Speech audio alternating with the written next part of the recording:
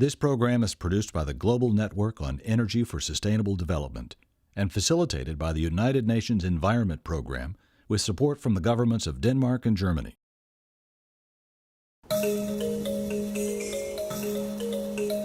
Two billion men, women, and children in developing countries struggle daily for the necessities of life: clean water, enough food to eat, and a job. For many of these people, energy is not just hard to come by. It's often the lowest quality forms, such as wood, often taken from forests illegally, or kerosene, both of which create significant indoor pollution and health risks. And they pay a lot for it, more as a percentage of their income than people who can get electricity from a local power grid. Providing modern energy forms, such as electricity, is literally the spark for development, powering lights for education and for home industries that can generate a family income. This is a key challenge if the world is to meet the Millennium Development Goals. The Global Network on Energy for Sustainable Development has been analyzing this challenge. At Argentina's Centro Bariloche, researcher Nicholas Disbrovaca said an initial study found some surprising results. Which was the lack of energy that these families had.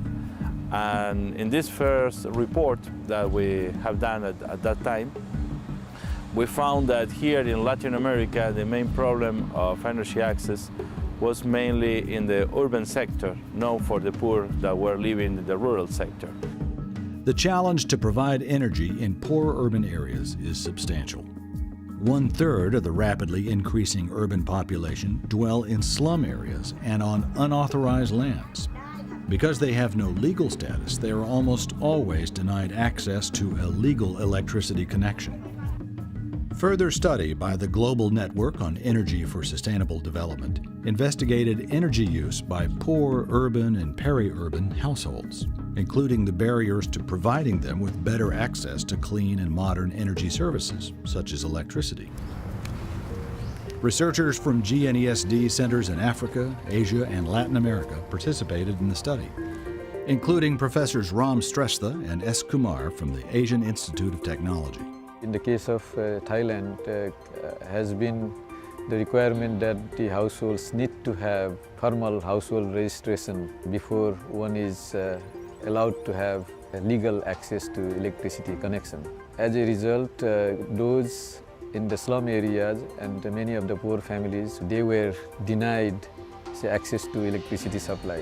They had to find some innovative ways in having electricity connection through the neighbors who had legal electricity connections. The study found that one of the barriers is a legal one. People must have a permanent registration or title to a dwelling before they can be connected, which is often impossible for people living in unauthorized, semi-permanent urban settlements. As a result, the team found that a small change in regulations that allow semi-permanent households a grid connection can bring substantial results. Mr. Pai Pai remembers when there was no electricity and the problems getting connected.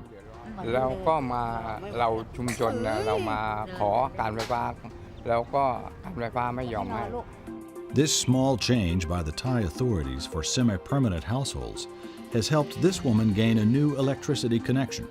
For her, an electricity bill is a sign of progress.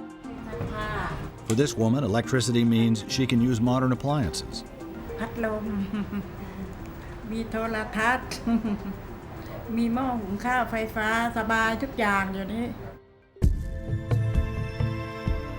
Half a world away, GNESD researchers also studied households in Nairobi's sprawling Kibera settlement.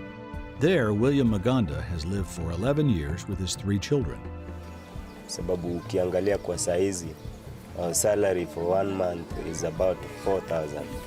Na stima for 1 month is about 3,000.